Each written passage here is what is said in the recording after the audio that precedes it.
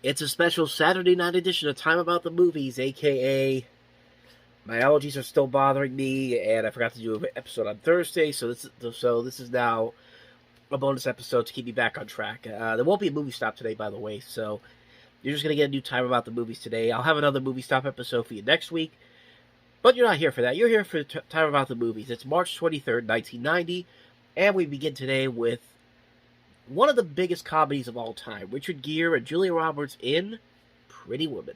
Stone Pictures presents the story of a date. Wow. This isn't a date, it's business. That led to a deal. I'd like you to spend a week with me, be at my beck and call. What's it gonna cost you? That's becoming a dream come true. He wants me to stay the whole week. Is he twisted? They're two people with nothing in common. Get rid of your gum. I don't believe you did that. Having the wildest week of their lives. Richard Gere, Julia Roberts, Pretty Woman. Now playing at a theater near you. Check newspapers for showtimes. Would you believe it was actually hard to find a trailer that didn't have the Pretty Woman song in there by Roy Orbison? Good marketing campaign, but trying to look for a trailer on YouTube, trying to avoid copyright claims, it wasn't easy, but it wasn't hard either. I was able to find at least that TV spot there, so... Pretty Woman, what more can you say about this movie that hasn't already been said already? Richard Gere, Julia Roberts. It's a fun little comedy. It's a fun comedy. Gere and Roberts, they just have this great chemistry, working off each other so well. Julia Roberts is a ton of fun in this. This is the movie that broke her out as a star.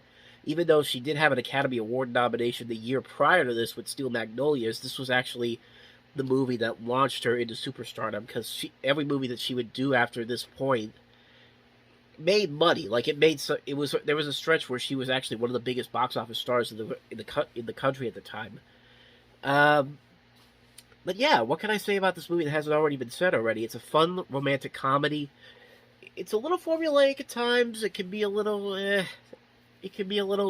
generic, a little predictable, but it is what it is. It knows what it's trying to be. It's not trying to be something so groundbreaking or so inventive or amazing, but it is still a ton of fun, and really, it was one of the biggest hits of 1990. There's going to be a ton of movies that we'll look at that just stuck around for the longest time, with the biggest release of the year, the biggest comedy of all time. We'll get to when we get to November, and I think you know what I'm talking about. But yeah, Pretty Woman, fun little comedy. Not really. I don't think it's one of the greatest romantic comedies of all time. I think I've seen a lot better ones, but it's a ton of fun. You got a great cast here. Gary Marshall, this is him at his best. And, yeah. Pretty Woman. What more can you say but Pretty Woman? Now on to a different kind of comedy. Michael Caine starring in Shock to the System. Graham Marshall was having a bad day. Graham? What?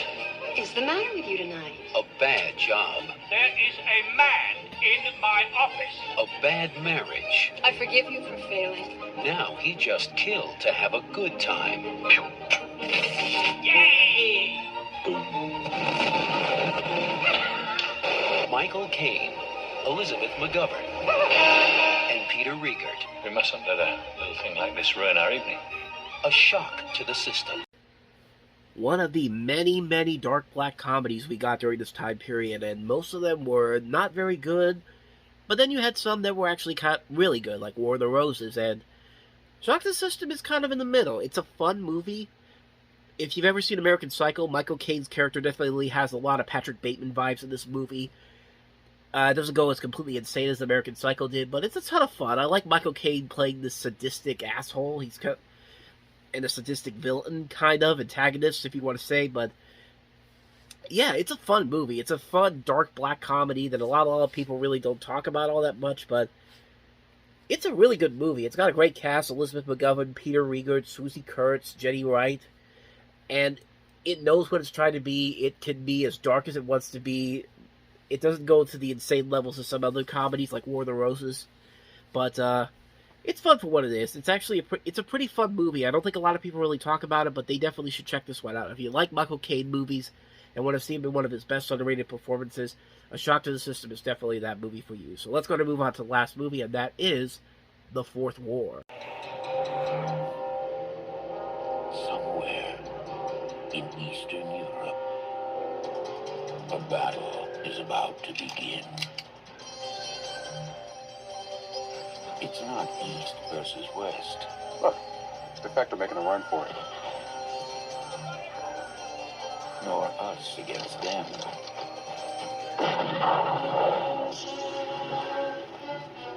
No, sir! It's two proud heroes with no one left to fight but each other. It's different now, Jack. Things have changed, and you better change too. I've learned to play on the white keys and the black keys. Now I'm expected to play in the cracks. Colonel Knowles crossed that border because he was looking to get even. Drop him. My name is Jack Knowles. You'll remember that as you report this to your Colonel Balachev. Men of war. In a time of peace. Good evening. You come over the border one more time. I, personally, will kill you. I will not tolerate two malcontents who think they have the right to start their own private little grudge war when the rest of us are in danger of being turned into French fries. They're fighting for the only thing they have left to believe in. Themselves. Roy Scheider, Jurgen Prochnow, in a John Frankenheimer film, The Fourth War. So is this kind of like what Peter said on Family Guy, that World War IV was going to be so intense that World War III is not going to matter? Although he technically did say 5, and we technically still haven't had a World War III, even though what's going on in Russia and Ukraine at the time of this recording is kind of getting to that point. But that's 22 years from when this movie came out. We have the Fourth War here. I guess maybe the Third War was Vietnam, and this is the Cold War, I guess, because this takes place in the 1980s. I don't know. The Fourth War with Roy Scheider, Jurgen Prochnow. I don't even know if I pronounced that name right, but yeah, we have this movie. John Frankenheimer directed it, based off of a concept that came from a quote by Albert Einstein, who said, "I know not what weapons World War III will be fought, but World War IV will be fought with sticks and stones."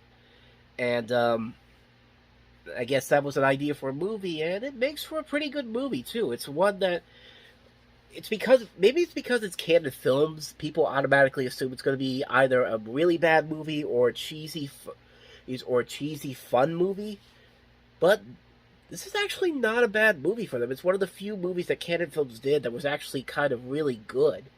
Like, you'd have something like Delta Force or Runaway Train, and now you have this movie.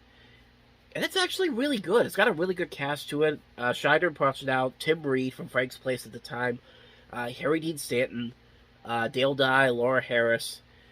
It's shot beautifully. It's got a soundtrack by Bill Conti, the guy who did the score for Rocky, and it's John Frankenheimer. John Frankenheimer doesn't usually do as bad as he could have, as he's done with the movies that he's made. He's made very few bad movies, in my opinion.